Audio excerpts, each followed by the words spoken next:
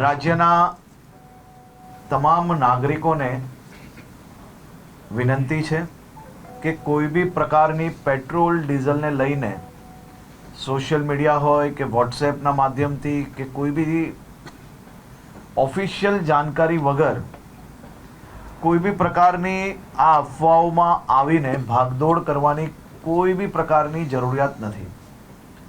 રાજ્ય સરકાર અને ખાસ કરીને કેન્દ્ર સરકાર દ્વારા આ જથ્થાઓ અને સપ્લાય માટેનું ડેલી નિરીક્ષણ થાય છે અને રાજ્યને તમામ પેટ્રોલ પંપો પર પેટ્રોલ ડીઝલ માટે પૂરતી વ્યવસ્થાઓ પહોંચી વળે તે માટેની સંપૂર્ણ તૈયારીઓ બી છે. મારી રાજ્યના સૌ નાગરિકોને બે હાથ જોડીને વિનંતી છે કે આ પ્રકારની વાતો, કોઈનો બી વોટ્સએપ મેસેજ આવ્યો હોય એને સીધો જ આપણે બીજા લોકોને ફોરવર્ડ કરીએ.